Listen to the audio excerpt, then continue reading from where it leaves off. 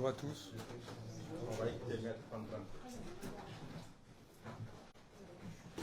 Je sais que ces mots sont attendus et seront scrutés à Dakar en particulier, tant par le pouvoir que par les chancelleries occidentales, à un moment qui peut déterminer le destin d'une nation. Alors je souhaiterais que ces premiers mots aillent et soient entendus directement par les détenus de la prison de Rebeuss, nos frères, mes frères, qui, dans cet espace destiné à accueillir 600 personnes, sont 3000, dont 700 prisonniers politiques, entassés dans des chambres de 70 mètres carrés à plus de 200, interdits de dormir allongés, enfermés pour beaucoup sans jugement depuis des mois, parce qu'ils ont eu le tort de penser, de militer et de lutter. Je tiens à profiter de ce privilège extraordinaire qui m'est offert par votre présence et par la visibilité que vous nous avez offerte pour que leur nom résonne par-delà les murs de ces prisons qui les tiennent enfermés, pour que le monde entier sache qu'il ne s'agit pas simplement du destin d'un homme, Ousmane Sonko, porteur des espoirs de tout un peuple, placé en détention provisoire, enfermé à 6 mois d'une élection pour l'empêcher de se présenter, mais également de 1700 individus, 1700 corps, qui dans l'ensemble des prisons du Sénégal continuent de croupir, sans accès à la justice, sans une once de visibilité. Vos mots, mesdames, messieurs les journalistes, arrivent à leurs oreilles. Ils sont scrutés, ils sont attendus. Ils leur permettent d'espérer, ou à l'inverse, de s'effondrer. La lueur qui est apparue dans des yeux du maire de Kermassar Sud, qui était en géole avec moi, détenu depuis 4 mois, sans jugement, pour un post Facebook où il s'indignait que l'un de ses administrés soit mort du fait de l'ingestion de gaz lacrymogène alors qu'il était asthmatique. La lueur dans son regard, lorsqu'il est venu me dire que RFI avait annoncé la tenue d'une manifestation de gilets jaunes en soutien à mon égard et à l'égard de l'ensemble des détenus politiques sénégalais, dit beaucoup de l'importance en ces temps-ci de la solidarité des luttes, de leur continuité entre peuples et du caractère universel de la lutte que mène en ce moment le peuple sénégalais. Elle dit aussi beaucoup de l'alliance entre les peuples qui continuent d'exister malgré les méfaits de nos gouvernants et de nos gouvernements, qui ne cessent de créer des barrières entre nous, de la haine, de la détestation, du fait du pillage et de la violence, qu'ils ne cessent de nourrir. La France est à l'heure du choix, à la veille peut-être d'une guerre au Niger, alors qu'elle se voit concurrencée dans des stratégies de pillage et de prédation par d'autres puissances étrangères, alors qu'elle a tenu silence sur ma situation. Elle doit s'interroger sur sa nécessité d'exprimer, et non pas seulement de soutenir silencieusement, les peuples africains. La France, mon pays, doit se tenir du côté des peuples, elle doit avoir ce courage si elle souhaite maintenir un lien avec ce reste du monde, non plus pour le piller et l'exploiter, mais pour construire ensemble un devenir. Autrement, ce sera la violence, ce sera le pillage, ce sera la révolte, et ce sera, quoi qu'il arrive, la liberté et la souveraineté des peuples africains. Nous sommes à l'heure du choix, et je souhaite, encore une fois, utiliser ce moment de privilège que vous m'avez offert pour rappeler que si j'ai été enlevé en Mauritanie par des hommes cagoulés qui m'ont à leur tour masqué le visage et qui m'ont amené jusqu'aux frontières sénégalaises pour m'y livrer à des hommes sans uniforme, dans des pick-up non immatriculés, sans respecter le moindre des droits fondamentaux qui s'appliquent à chaque homme. S'ils l'ont fait, alors que j'étais, en tant qu'avocat, venu à Dakar défendre un homme, c'est parce qu'un sentiment d'impunité s'est développé au sein d'une région que nous avons militarisée, que nous avons transformée en une série d'États policiers, par notre peur panique de la différence et par notre angoisse d'une perte de stabilité. Ce sont les populations africaines qui souffrent aujourd'hui de cette transformation de ces États en prisons à ciels ouverts, et c'est ce qui explique leur révolte contre ceux dont ils savent qu'ils sont responsables de cette situation. Je veux rendre hommage à tous ceux qui ont eu la dignité, la décence, le courage de dénoncer cette situation qui nous menaçait tous, celle qui consiste à mettre en détention et menacer de perpétuité un homme pour avoir voulu en défendre un autre. Je les appelle désormais à continuer cette lutte pour tous ceux qui aujourd'hui encore demeurent privés de leur liberté et de leur dignité.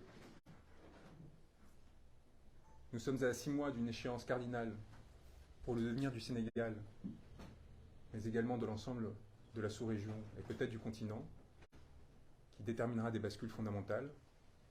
Ousmane Sonko reste hospitalisé, souffrant notamment d'insuffisance rénale suite à une grève de la faim, mise en œuvre pour attirer l'attention non seulement sur son sort, mais sur celui de l'ensemble de ses frères et sœurs de lutte qui sont persécutés sur son pays, sur son territoire.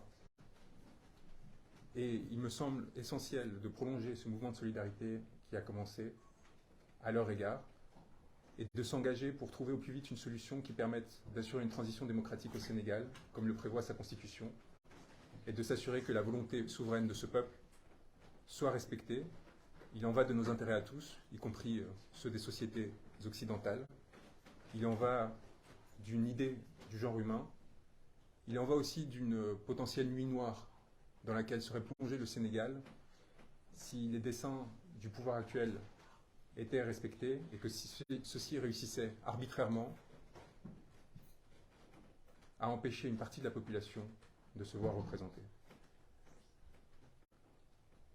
Nous avons demandé à Ousmane Sonko de mettre fin à sa grève de la faim, pour une raison très simple.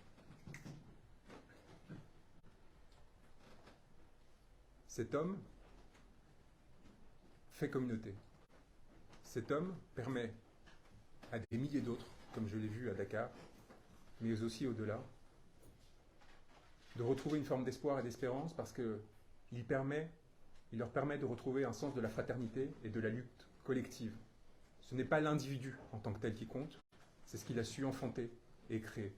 En conséquence de quoi nous avons besoin de lui, encore une fois, non pas du fait d'une lutte idéologique, mais simplement parce que, à travers lui, nous allons protéger cette idée du politique, qui consiste à créer du lien, à travers la lutte, redonner de l'espoir et permettre aux individus de survivre dans des conditions qui autrement les amèneraient au désespoir et à la catastrophe. Je suis très heureux et très fier d'être aux côtés de mon confrère, Maître Larifou, qui, des Comores, a rejoint le pool d'avocats qui assistent Ousmane Sonko. Je voudrais rendre hommage à mes confrères qui, au Sénégal, au quotidien, sont confrontés au risque pour leur carrière, mais aussi pour leur liberté, comme le cas de Babacar Ndiaye l'a encore démontré, parce qu'ils ont décidé de se placer du côté des déshérités.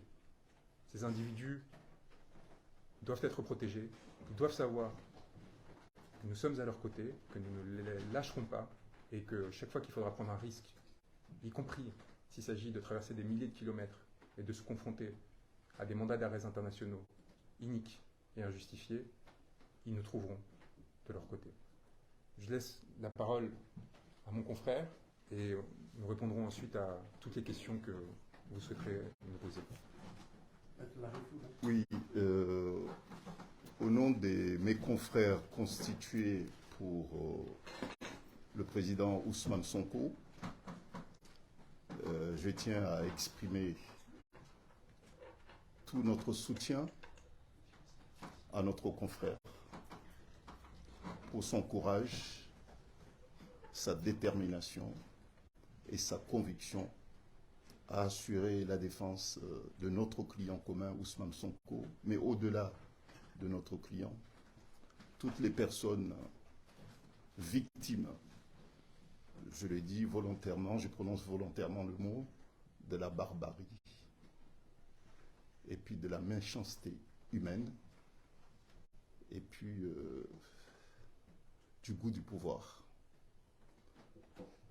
On a tendance à parler moins de leur sort et notre confrère a le mérite d'avoir été le premier à saisir les instances internationales des crimes contre l'humanité commis au Sénégal. Et c'est parce qu'il a eu ce courage de porter haut et partout la cause des centaines de Sénégalais qui souffrent, que le pouvoir en place a cru justifier de le humilier, de l'empêcher d'exercer son métier d'avocat, puisque c'est la question qui se pose, c'est le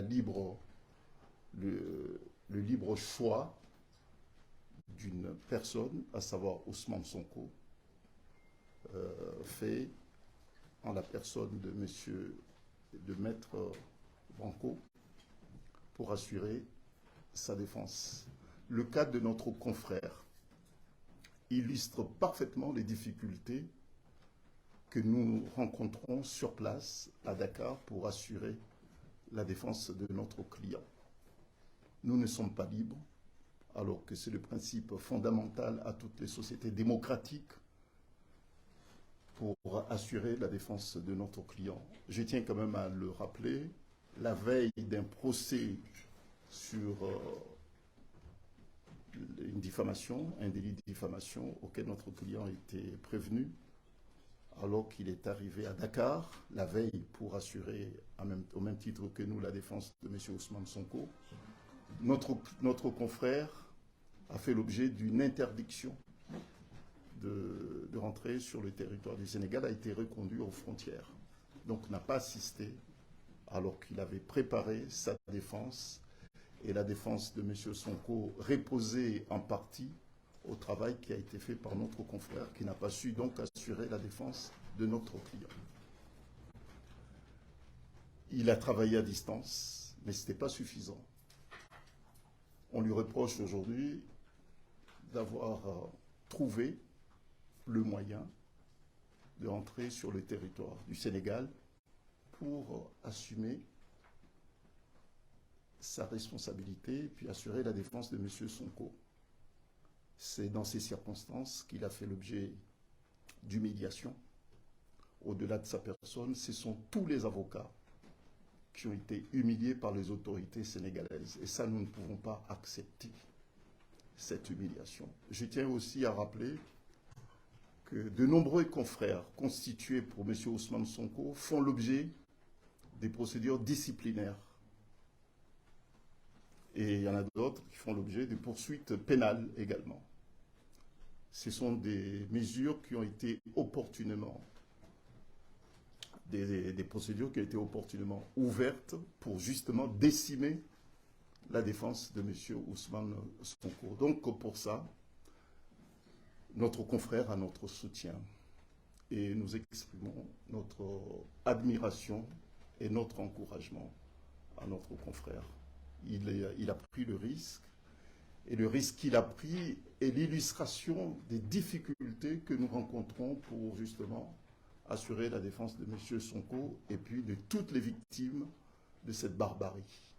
Puisque lorsque vous envoyez des milices accompagnées par des forces soi-disant de sécurité, mais des forces de désordre, pour tuer froidement, au vu et au su de tous, des manifestants, c'est que ce régime n'a rien de démocratique. L'état de droit au Sénégal a été volontairement liquidé par le régime actuel. Nous avons l'habitude de parler du Sénégal comme étant l'exemple même de la démocratie d'un régime apaisé.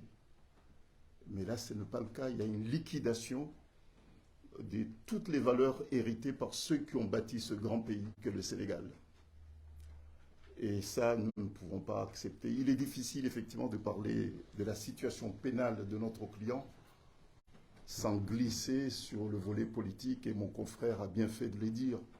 On est quand même à 6 mois d'une élection capitale pour le Sénégal, puisqu'il est question pour le Sénégal de choisir un de ses enfants, librement un de ses enfants, pour justement dégager une vision qui n'est pas celle de ceux qui conduisent ce pays au jour d'aujourd'hui. Et celui qui est le favori de tous les sondages fait l'objet depuis 2 ans d'un harcèlement judiciaire, d'un harcèlement policier, d'un harcèlement, je dirais même militaire, pour les pousser à bout. Si aujourd'hui M. Ousmane Sonko est hospitalisé, ce n'est pas pour rien. Puisque accumuler autant de pression, accumuler autant d'harcèlement judiciaire, policier et toute forme d'harcèlement, accusé d'effets d'une extrême gravité, c'est pas facile à supporter. Et je peux comprendre qu'aujourd'hui, arrivé à bout, il soit admis à l'hôpital.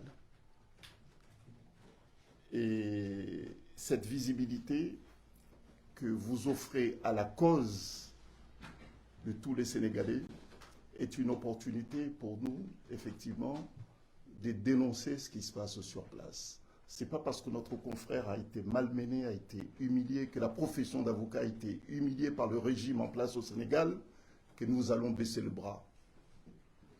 Nous y retournerons pour continuer notre travail.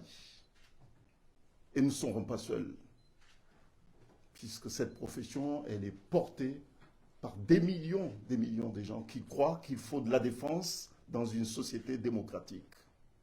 Et ce qui n'est pas le cas. Bon, donc ce mépris affiché à la défense, ce mépris affiché à l'état de droit, ce mépris affiché à la justice, aura une réponse. C'est notre détermination et notre volonté infaillible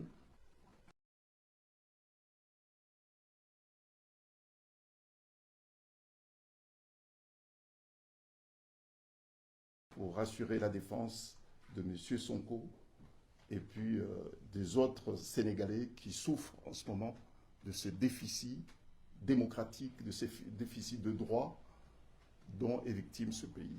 Il y a effectivement, et mon confrère a bien fait de le dire, il y a aussi une convergence entre la liberté et la démocratie en Afrique. Notre client a le mérite d'être l'un des piliers de ce combat. Et ce combat maintenant est partagé par tous les 54 pays d'Afrique. Il y a des Ousmane Sonko qui se réveillent dans tous les pays d'Afrique. Et ça, personne ne peut empêcher ce vent de liberté. Et nous nous devons, en tant qu'avocats, effectivement accompagner ceux qui, en Afrique, partout en Afrique, aspirent à ce grand changement. Voilà. J'ai la chance d'être aujourd'hui devant vous, alors que tout t'invitait à ce que des mois, voire des années, me maintiennent enfermé dans la prison de Rebeuss. J'ai cette chance, grâce à vous, qui, face à une responsabilité écrasante, celle de décider ce qui doit être su et ce qui, au contraire, peut être ignoré, avait décidé d'en parler, avait poussé la société civile, les gouvernants, mes confrères, à intervenir pour empêcher que ce soit le cas. Des milliers d'autres n'ont pas cette chance. Et c'est pour eux qu'aujourd'hui, il faut prendre la parole et utiliser cet espace que vous nous donnez. Les circonstances dans lesquelles j'ai été enlevé, puisqu'il ne s'agissait pas d'une arrestation, puisqu'aucun mandat ne m'a été donné, puisqu'aucun procureur ni juge n'est intervenu, puisqu'aucun de mes droits n'a été respecté, puisque mon intégrité physique a été atteinte, ne sont qu'un symptôme, un exemple de ce à quoi sont exposées les populations, non seulement du Sénégal et de la Mauritanie, mais d'une grande partie de la sous-région. Encore une fois, ce sont des régimes que nous soutenons, parce que nous avons peur du terrorisme, parce que nous avons peur des vagues migratoires, et parce que nous ne vivons qu'à travers cette peur, ce qui nécessairement suscite la révolte chez les millions de citoyens de ces pays qui se sentent déconsidérés par ce traitement souvent discriminatoire, insultant et rabaissant, qui consiste à n'en faire que des sas de protection à l'égard notamment du continent européen.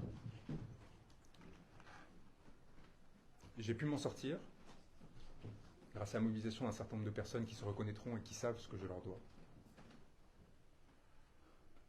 dont le soutien public ou privé m'oblige et m'obligera, notamment dans l'exercice de mes fonctions en tant qu'avocat. Je pense évidemment au barreau de Paris, qui a été exemplaire et qui a eu un rôle cardinal, aux côtés d'autres comme le syndicat des avocats de France, dans ma libération.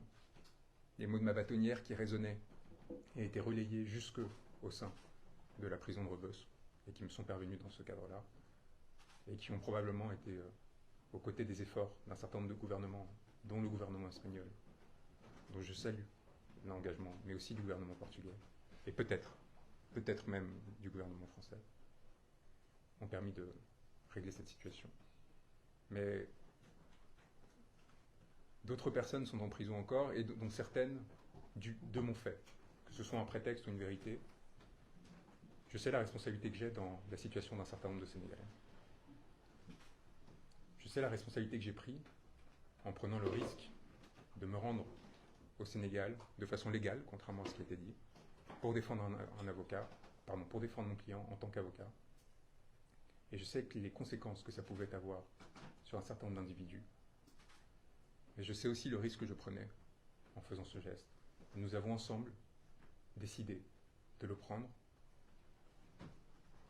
Et les conséquences sont potentiellement lourdes. Et donc c'est avant tout à eux que je pense aujourd'hui, vers eux que nous nous sommes engagés pour obtenir leur libération. Ce que ma libération soit la première, à ce qu'elle ouvre la porte à la libération de l'ensemble des prisonniers politiques pour permettre, encore une fois, cette transition démocratique que lui réclame le peuple sénégalais. Je l'invite à faire cesser les violences qu'il inflige à Ousmane Sonko, à le laisser se présenter librement aux élections qui viennent. Et j'invite la communauté internationale qui s'est intéressée au sort du Sénégal à travers mon affaire, les nombreuses personnes qui se sont mobilisées pour la première fois au sujet de la situation au Sénégal du fait de mon affaire, à prolonger leur effort et à inciter ce gouvernement souverain à faire ce geste qui permette de réduire des violences qui ont traversé et continueront de traverser autrement ce pays, comme nous l'avons fait, je pense avec un certain succès, en saisissant la Cour pénale internationale, ce qui a permis, à mon sens, déjà de réduire l'utilisation de la violence par le régime actuel pour réprimer les manifestations. Il faut que cet effort collectif continue. Il faut savoir passer la page. Je pense qu'il y a la possibilité, peut-être la dernière, d'une main tendue pour sortir de cette situation. Autrement, je crains que les heures qui attendent ce pays soient sombres et que ce soit encore une fois le peuple sénégalais qui en paye les conséquences. Nous ne le souhaitons pas, notre client ne le souhaite pas. Et il espère que la raison reviendra et qu'encore une fois, à travers cette première libération, d'autres suivent. Nous avons appris celle d'un journaliste reconnu à Dakar ce jour, qui a été détenu de façon parfaitement injustifiée. Mon confrère, Bakar Ndiaye, a été libéré. Il faut que ce mouvement s'étende et que le Sénégal retrouve sa normalité démocratique.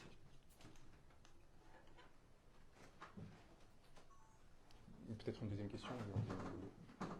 J'ai encore reçu des instructions de sa part aujourd'hui quant à cette conférence de presse. Il m'a demandé d'utiliser ma situation, de vous l'exposer, afin qu'elle serve d'illustration de ce que traversent des milliers d'autres Sénégalais qui n'ont pas ma chance. Je répète, je le redirai encore et encore, c'est un privilège. Et cela m'oblige de vous avoir devant moi. Parce que des milliers d'autres individus, de par le monde et au Sénégal en particulier, n'ont pas cette chance et ne peuvent pas s'accrocher à l'espoir que vous représentez pour sortir de la situation qui est la leur. Ousmane Sonko, comme je vous l'ai dit, souffre d'une insuffisance rénale du fait de sa grève de la faim, a eu une crise d'hypoglycémie sévère qui l'a amené à faire un malaise et à être admis aux urgences. Sa situation se stabilise. Je le répète, nous lui avons demandé de cesser sa grève de la faim et nous espérons qu'il comprendra les motifs de notre demande parce que nous considérons qu'il est trop important pour trop de personnes. Je l'ai vu à Rebeuss, son sort détermine le sort de milliers d'autres personnes. Ils attendent de lui qu'il soit à leur côté, y compris dans la difficulté et les épreuves que lui font traverser le régime actuel. Sur la première question, la dissolution du PASTEF, de la même façon que les tentatives de mettre fin à la candidature d'Ousmane Sonko en prétextant d'une contumace, donc d'un jugement par contumace, ne sont que des arguties juridiques sans effet. Ousmane Sonko, jusqu'au bout, portera la parole du grand peuple des déshérités et s'assurera qu'elle soit portée aux élections qui viennent. Que ce soit à travers le PASTEF, si les recours qui ont été engagés par mes confrères au Sénégal aboutissent, ou à travers un autre parti de la coalition d'opposition qui s'est mise en œuvre, que ce soit en son nom, si Macky Sall revient à la raison et cesse cette persécution judiciaire contre lui, ou à travers d'autres personnes qui pourront se présenter en son nom et porter sa parole, à qui il donnera mandat pour le faire, et contre lequel Macky Sall ne pourra rien. Et ça, c'est un message important que nous adressons respectueusement au président du Sénégal.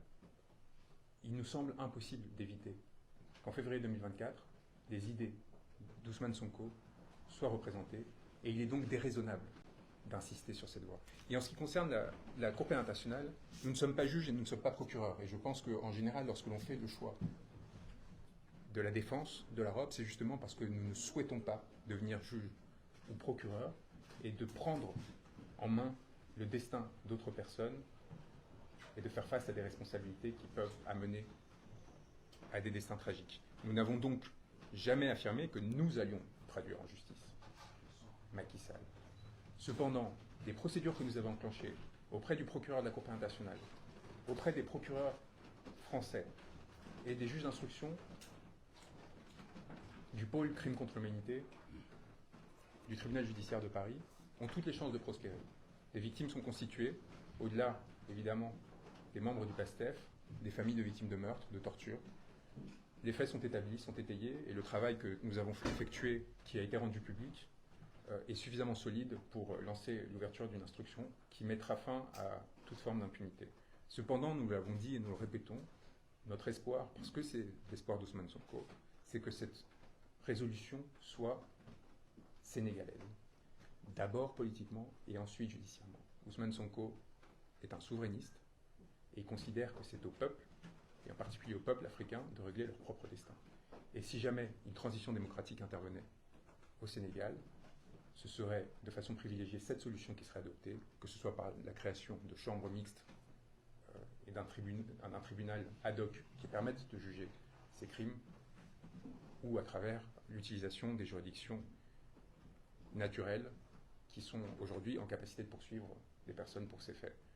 Encore une fois, notre seul tort dans la défense de cet homme, et il me semble, d'avoir permis une réduction de la violence au Sénégal. Et il est important que ce travail continue. Il est important que l'on comprenne que ma venue au Sénégal, contrairement à ce qui a pu être affirmé, n'était pas une provocation, n'était encore moins une transgression ou la commission d'un quelconque délit, mais était au contraire la réaffirmation de principes fondamentaux de tout régime démocratique et libéral, qui consiste à permettre à un homme d'être défendu par l'avocat qu'il se choisit et de ne pas voir cet avocat poursuivi du fait de cette défense. La justice a été instrumentalisée dans cette affaire et continue et continuera de l'être. Il ne s'agit donc pas pour moi de rentrer dans un débat qui virera à l'argussie très rapidement, qu'il soit procédural ou pas. Les seuls mots que j'ai prononcés devant la justice sénégalaise, comme cela a été rappelé publiquement, sont les mots qui ont été prononcés par l'une des figures les plus importantes du panafricanisme, Thomas Sankara, dans un discours à l'ONU. Ces mots étaient « Seule la lutte libère ». Ces mots sont la seule réponse que j'ai adressée à la justice sénégalaise, non par défiance, mais justement par respect. Et c'est ces mots auxquels je me tiendrai aujourd'hui en réponse aux procédures qui ont été enclenchées à mon encontre. J'appelle encore une fois le régime sénégalais à sortir de l'instrumentalisation des questions judiciaires et à rentrer dans une discussion de fond, enfin, avec ses opposants, afin de permettre la transition démocratique à laquelle tous aspirent au sein de ce pays. Excusez-moi, avant de prendre une autre question, je souhaiterais rebondir par rapport à une question qui a été posée par le doyen, pour dire que, bon, s'agissant de la candidature de M. Ousmane Sonko, tout le monde est conscient que la volonté affichée par les autorités au pouvoir au Sénégal, c'est d'empêcher Ousmane Sonko d'être candidat et de devenir le président, le 5e président de ce pays. Ça, c'est une volonté qui est affichée depuis des années. Et à partir de là, il y a instrumentalisation à ciel ouvert de l'institution judiciaire. Si vous vous souvenez, c'est récent, hein. Il y a d'abord une première procédure, soi-disant pour des faits de viol, qui ne tenait pas debout. Et puis il y a une histoire de diffamation. Ousmane Sonko n'a pas été jugé par le tribunal correctionnel de Dakar. Il a demandé à ce que l'affaire soit renvoyée pour lui permettre d'être présent, puisque les conditions ne s'y prêtaient pas du tout. Il y a ses avocats, je le disais tout à l'heure, il y a un des avocats, notamment mon confrère, qui a été empêché de se rendre au Sénégal. Il y a un des confrères qui était constitué dans le dossier la veille de l'audience, a fait l'objet d'une mesure l'empêchant immédiatement d'exercer son métier d'avocat. Et le client n'a pas été autorisé, enfin, le client ne pouvant pas, pour des raisons de santé, prendre part à son procès. Et puis, qu'est-ce qu'ils ont décidé? Ils ont décidé de le condamner malgré son absence, malgré l'absence des avocats. Et puis, c'est pas fini. Lorsque la décision a été rendue, le ministre en question qui avait engagé la procédure, qui avait déposé plainte contre M. Ousmane Sonko, lorsque le verdict a été rendu, a exprimé sa satisfaction. Quelques instants après, a dit qu'il allait interjeter appel parce que ce qui l'intéressait, ce n'était pas la condamnation pécuniaire de M. Ousmane Sonko, puisqu'il était partie civile. Mais ce qui l'intéressait, c'était l'inéligibilité de M. Ousmane Sonko. Si vous constatez, dans les sorties médiatiques des ministres, je ne parle pas de procureurs, mais des ministres, chaque fois qu'ils interviennent, ce qui ressort de leur préoccupation, c'est l'inéligibilité de M. Ousmane Sonko. Donc, l'institution, tout le monde est d'accord. L'institution judiciaire sénégalaise est discréditée par le pouvoir en place. Elle est instrumentalisée, que ce soit contre les avocats de M. Ousmane Sonko, que contre M. Ousmane Sonko lui-même. Bon, donc à partir de là, effectivement, est-ce qu'il faut s'attendre à ce que la justice sénégalaise repose sa tâche au droit pour rendre ses décisions, ou bien il faut une logique politique et pour pousser les autorités à prendre conscience qu'il faut que ce pays soit libéré. Donc, s'il faut attendre à ce que la justice sénégalaise donne à Ousmane Sonko l'autorisation de se présenter aux élections présidentielles, je pense que là, c'est faire vraiment preuve de naïveté, quoi. Voilà. Bon, donc, c'est pour cette raison qu'il s'agit d'un problème politique et la réponse ne peut être judiciaire mais politique. Voilà. Je pense qu'il y a une forme d'indécence à m'interroger sur les états d'âme que j'aurais pu avoir ou non dans des conditions qui, vous l'imaginez, étaient particulièrement dures. Je pense avoir maintenu une forme de dignité à tout instant, notamment face aux autorités sénégalaises, qu'elles soient policières ou judiciaires. Je pense avoir aux côtés de mes frères et sœurs de lutte tenu droit à tout instant, de façon toujours respectueuse mais exigeante, et sans concéder à un quelconque moment, à une quelconque forme de peur ou d'intimidation, malgré les forts dangers auxquels nous étions confrontés. Nous continuerons à le faire, encore une fois, que ce soit auprès d'Ousmane Sonko ou des nombreuses personnes qui luttent à travers le monde et que nous avons eu l'honneur et le privilège de défendre, de Julian Assange, le fondateur de Wikileaks, dont je rappelle qu'il est encore enfermé dans une prison antiterroriste après des années de persécution par les États-Unis, qui a fait l'objet de cavales similaires à celles qu'a subies Ousmane Sonko, et qui n'a eu pour seul tort que de rendre publiques des informations d'intérêt général concernant des crimes commis par des pouvoirs occidentaux.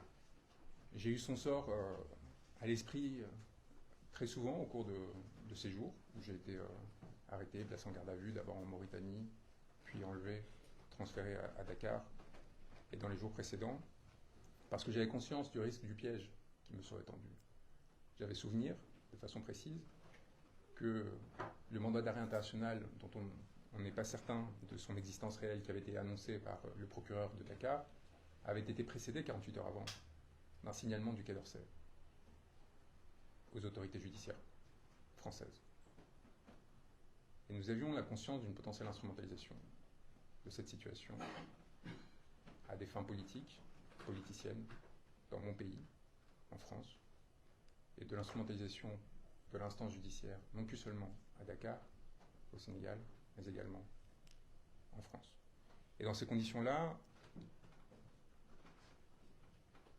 il m'apparaît important de rappeler l'universalité de la lutte à laquelle nous sommes aujourd'hui confrontés, et de l'importance partout de veiller au respect des principes que nous énonçons, parce qu'il en va de la souveraineté des peuples, de leur capacité à défendre leur bonheur et leur droit à la souveraineté et à l'intégrité, et parce qu'il en va potentiellement de notre destin à tous. Les juges auxquels j'ai été confronté à Dakar, les magistrats, pourront demain faire l'objet de cabales similaires à celles que nous avons subies en tant qu'avocats.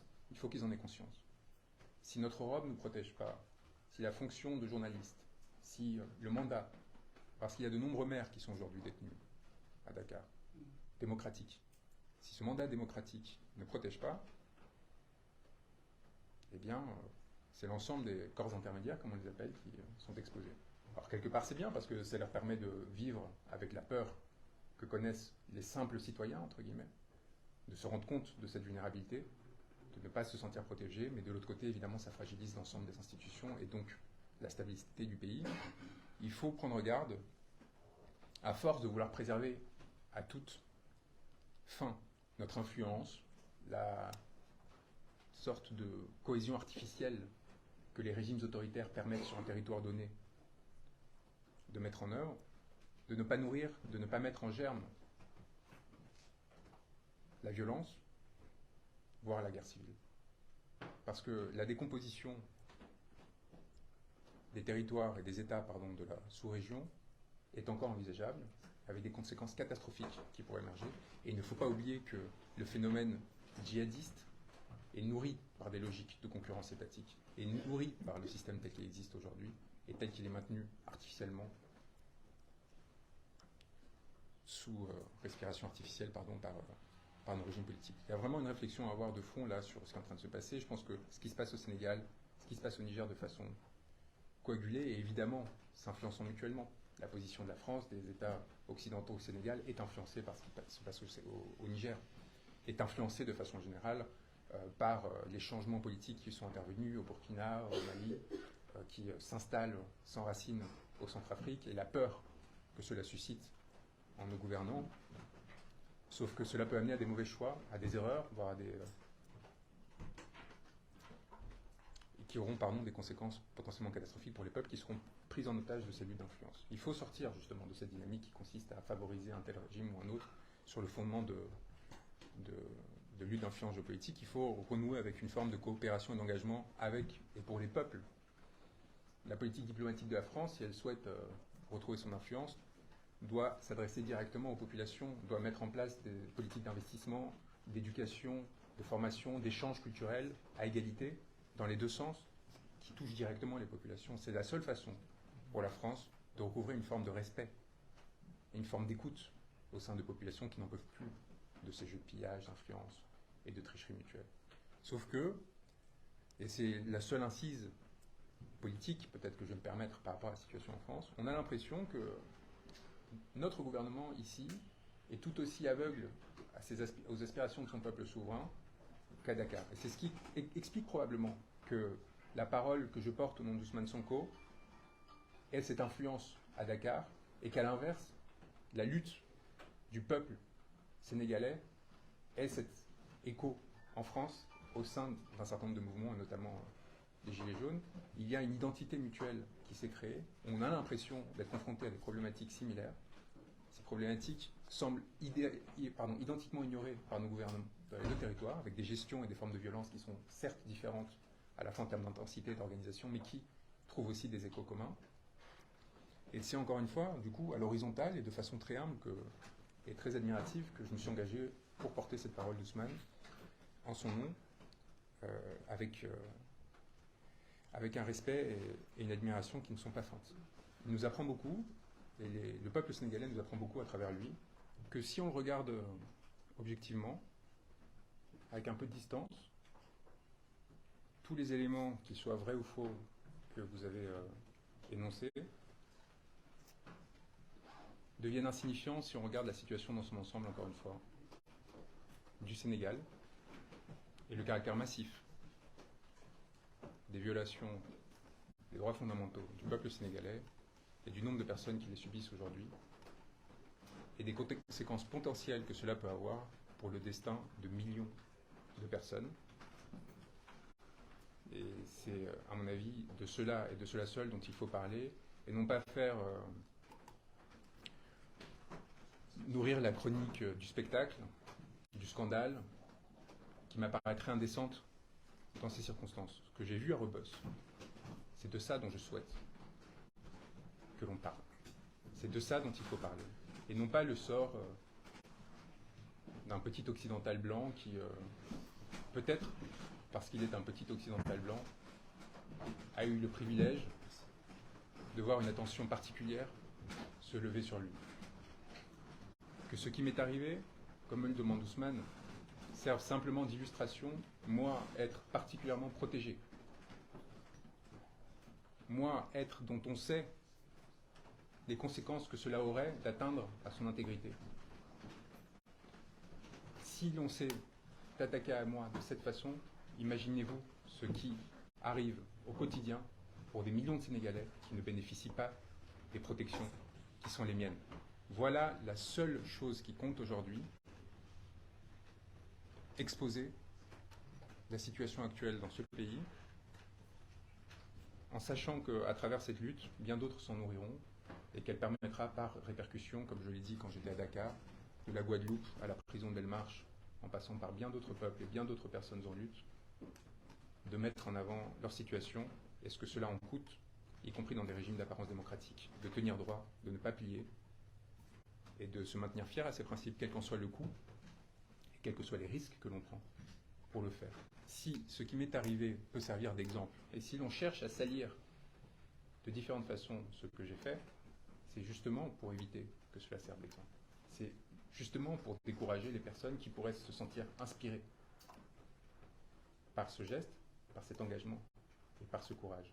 Donc je refuse de rentrer dans à la fois cette mise en scène potentielle de ce qui s'est passé et dans le débat que l'on chercherait à créer sur les conditions. Ce qui a été fait, c'est très clair. Je suis venu au Sénégal défendre un homme parce que cet homme me l'avait demandé.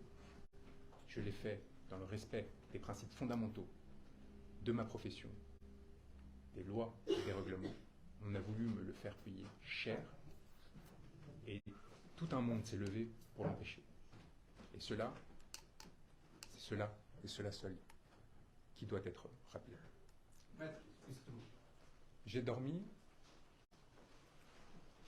aux côtés de corps torturés, de corps qui portaient la trace de lourdes tortures. Et il est très important que cela soit su. Des cicatrices liées à des violences policières qui n'étaient pas exceptionnelles. J'ai vu des corps qui ont été traversés par des balles. J'ai vu ces blessures dont on m'avait fait transmettre des photographies, des preuves documentaires qui ont été adressées à la Cour pénale internationale et aux juridictions françaises. Je les ai vus de mes propres yeux, entassés par centaines, dans des conditions inhumaines, inimaginables, dans lesquelles des individus ne peuvent se déplacer, faute d'espace, pour aller uriner, sont obligés de faire leurs besoins sur place, souillent et entachent ceux qui sont à leur côté, et restent pendant des heures dans cette position, sans pouvoir s'allonger, s'écarter, ou tout simplement circuler. Cette situation, elle est le fruit direct des choix politiques qui ont été faits par le régime actuel. Parce que cette surpopulation carcérale massive, on parle, encore une fois, je le répète, d'une prison construite pour 600 détenus qui en accueille 3000. 3000. Cette situation, elle est le fruit du choix d'une répression féroce, massive, utilisant la justice pour éliminer les adversaires politiques. Les adversaires politiques à toutes les échelles. Il y avait à mes côtés des individus qui ont été placés en détention provisoire par des magistrats sur ordre direct du président de la République, parce qu'ils s'étaient sentis offensés d'une comparaison qu'ils avaient pu faire sur un post sur Facebook. C'est important de l'entendre. Ces hommes, c'est des pères de famille, cet homme en particulier, Mohamed Bilal Diop, est placé en détention provisoire, donc sans jugement, depuis plus de 4 mois. Pas de casier judiciaire, maire d'une commune. Il continue d'ailleurs à exercer depuis la prison son mandat, comme il le peut. Et donc je veux encore une fois que ces mots traversent les murs de ces prisons et les fassent rugir. Eux qui sont détenus dans une situation où ils pourraient se croire oubliés, sans espoir, ou abandonnés par des personnes qui, l'ayant traversé éphémèrement comme c'est mon cas, en seraient sortis et préféreraient tourner la page et ne plus jamais les regarder. C'est l'inverse qui va se produire.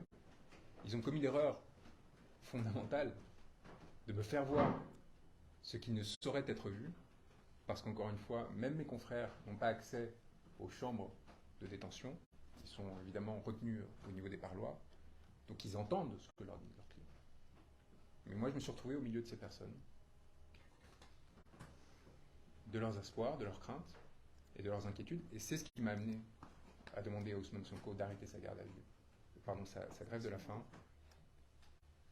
parce qu'ils ont besoin de lui. Ils ont besoin de cet espoir qu'il représente, parce que cet espoir, c'est tout simplement celui de retrouver une vie normale, de sortir de cet enfer. Il faut aussi que les personnes qui se rendent au Sénégal pour faire du tourisme, pour retrouver les leurs, aient conscience qu'à quelques pas de là, sur la corniche de Dakar, au centre de la capitale, des milliers d'êtres humains sont entassés comme de la volaille, parce qu'ils ont osé penser, lutter, militer. Pour des raisons diverses, je préfère ne pas parler du fond de cette affaire, qui n'en est pas une. Qui n'en est pas une, à mon sens, et qui n'est qu'une pièce dans le rapport de force politique qu'a tenté de mettre en œuvre le régime à l'égard de son principal opposant. Et donc, commenter le fond de cette affaire, ce serait rentrer dans le piège de cette dialectique. C'est de la même façon, et pour cette même raison, que je ne rentre pas dans les arguties juridiques qui touchent la situation judiciaire d'Ousmane Sonko. Nous avons tous conscience aujourd'hui que cette situation judiciaire est directement le fruit de son engagement politique. Et d'ailleurs, quelque part, heureusement qu'il est enfin poursuivi politiquement de façon assumée, après des années passées à le salir, à tenter de le dégrader. Le pouvoir a enfin assumé la nature politique des poursuites qu'il subissait. Aujourd'hui, M. Sonko, il n'y a pas besoin de supputer à cet égard, c'est assumé par le pouvoir et poursuivi pour des raisons politiques. Donc, les infractions pour lesquelles il est placé en détention provisoire sont politiques par nature, atteinte à la sûreté de l'État et ainsi de suite. Et donc nous pouvons enfin discuter honnêtement de la situation de M. Sonko sans nous perdre dans les questions relatives en effet à la diffamation, aux conditions de... Enfin, le vrai débat se pose. Est-ce qu'il est normal, acceptable, est-ce que nous souhaitons qu'il soit possible de faire arrêter un opposant politique parce qu'il est un opposant politique? C'est aussi simple que ça aujourd'hui la question qui se pose. Est-ce que le fait d'avoir des mots consistant à résister à des injustices et à proposer des réformes fondamentales de ce pays peuvent suffire à amener à se retrouver privé de ses droits et emprisonné? M. Sonko a souhaité que je vous rappelle, c'est un point important, que tout cela commence par sa radiation quand même. C'est-à-dire que M. Sonko devient un acteur politique de son pays parce qu'il dénonce les faits de corruption et qu'il est radié de la fonction publique. C'est-à-dire que tout commence par une persécution. Tout commence par un engagement de sa part dans une forme de vérité et de défense des intérêts populaires qui, à l'époque, était désintéressé au sens politique du terme. Il ne cherchait pas à se faire élire, il dénonce quelque chose, il est radié de la fonction publique, et au lieu de se taire, de s'écraser, il prend à la volée le problème et il décide de s'engager. C'est très bien. Eh bien, maintenant, aujourd'hui, on en arrive à la situation qui fait qu'on cherche à lui faire payer par des peines qui peuvent aller jusqu'à la perpétuité, cet engagement-là. Ça, c'est important aussi qu'on le sache, pour plusieurs raisons. D'une part, parce que plus vous accroissez le coût de l'engagement politique dans une société, moins sa vitalité démocratique est possible, pas seulement à l'égard de la personne que vous sanctionnez, mais à l'égard de tous les autres qui se sentent intimidés. Ça, c'est important. Que quoi que vous pensiez des positions d'Ousmane Sonko, vous êtes en train de détruire l'édifice démocratique d'un pays en acceptant sa persécution. Et le deuxième point, c'est tout simplement que c'est moralement peu acceptable, en fait, de se retrouver dans une situation comme celle-ci où le pouvoir utilise des instruments qui sont faits pour défendre l'intérêt général, les intérêts d'une population, pour se maintenir au pouvoir et procéder à la défense de ses intérêts. Donc, dans ces circonstances, le défendre, encore une fois, c'est bien au-delà de ce que l'on peut penser de l'individu ou pas, c'est tout simplement s'engager pour des principes qui me semblent assez fondamentaux et qui, encore une fois, ont une résonance directe avec des luttes qui sont menées, y compris dans ce pays, et qui affectent aussi par ailleurs, d'un point de vue de la raison d'État, les intérêts profonds de ce pays. Ousmane Sonko m'a appris à ne pas spéculer sur les intentions de l'adversaire. C'est quelque chose qu'il me dit à chaque fois qu'on échange. Il me dit pourquoi ils font ça. Si on commence à se perdre dans des spéculations, ils ont déjà gagné. C'est-à-dire qu'on devient prisonnier d'hypothèses qui peuvent être vérifiées ou pas. Donc en fait, qu'importe le pourquoi. Ils l'ont. Ousmane Sonko est dans une position où il peut surtout ne pas s'adresser au peuple sénégalais. Il ne peut pas préparer lui-même sa peut-être probable élection, que ce soit par lui-même ou par un tiers, puisque ce sera finalement ce qui interviendra si jamais on l'empêche de se présenter directement. Le peuple sénégalais choisira quelqu'un qui agira en son nom jusqu'à ce que justement se règle cette situation. En toutes circonstances, je pense que c'est au détriment de l'ensemble du peuple sénégalais. J'ai pleuré d'émotion.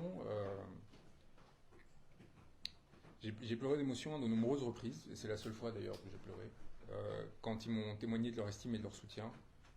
Quand un des co-détenus m'a dit qu'il avait pleuré pendant la conférence de presse que nous avions donnée à Dakar, et que de façon générale, on m'a dit que cela leur avait redonné de l'espoir, du courage et de l'envie de se battre. J'ai, y compris dans les fourgons qui me trimbalaient d'un lieu à l'autre, vu des visages qui se rapprochaient du mien, qui m'envoyaient des signes. Et j'ai vu en sortant de la prison de Dakar, lors d'une de mes extractions, la prison rugir de soutien.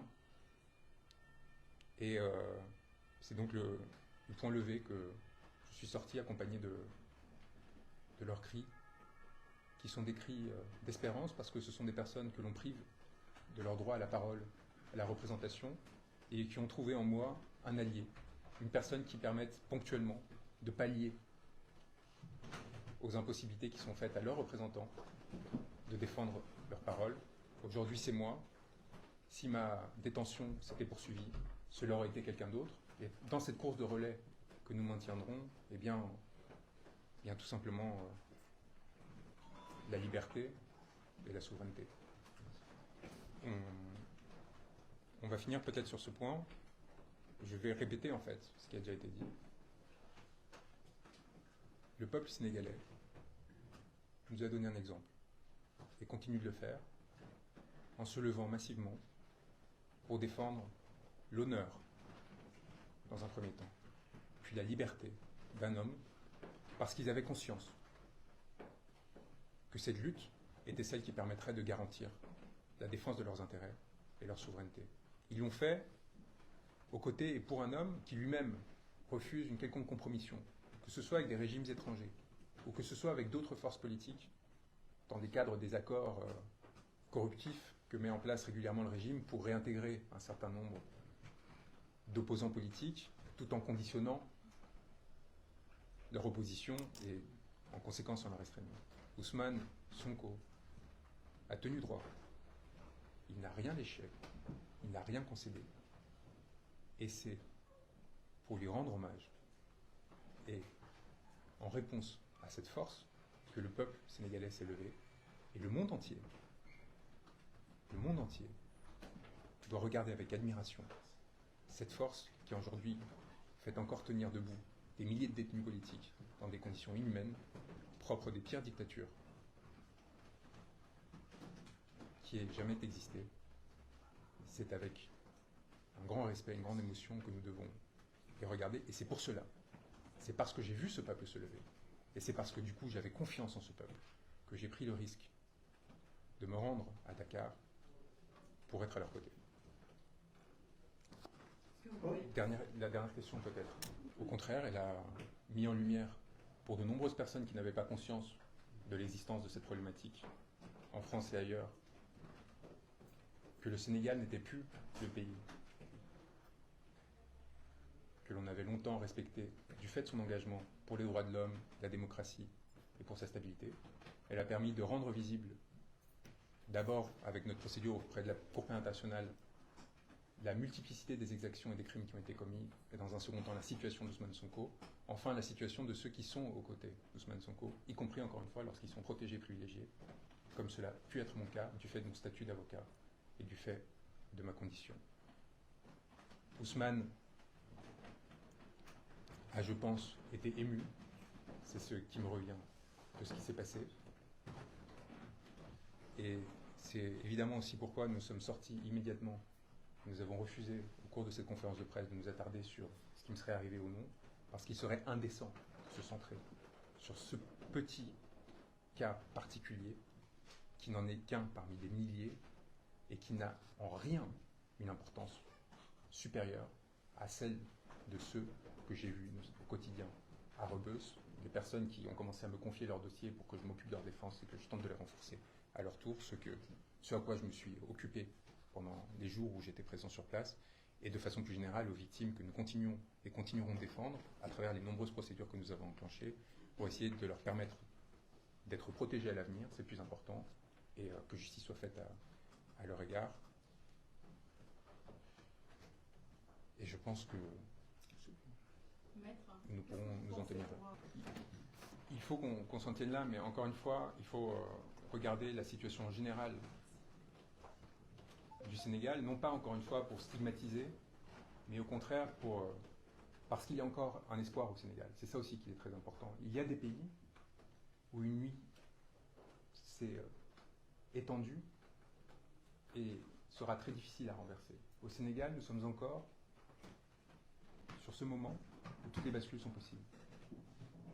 Et c'est pour cela que nous nous accrochons, que nous assistons tant sur la situation actuelle. C'est-à-dire qu'il sera bien moins coûteux en termes d'efforts d'éviter l'effondrement, d'éviter de plonger dans un système autoritaire installé de façon définitive. Cela beaucoup moins coûteux qu'à l'inverse accepter cette lente dérive qui sera mortifère et qui, pendant des décennies, plongera non seulement les citoyens dont on parle, les détenus politiques dont on parle, mais l'ensemble d'un peuple dans une situation dans laquelle il sera très difficile de sortir. Aujourd'hui, la possibilité de sauver un régime démocratique existe. Il faut un effort important de la part des différents États étrangers pour tenter de médier et d'inciter le régime actuel à rouvrir les discussions et éviter une nouvelle phase de transgression qui sera coûteuse en vie humaine, qui sera coûteuse pour le peuple sénégalais, pour leurs citoyens. Merci à tous d'être venus. Et Merci beaucoup.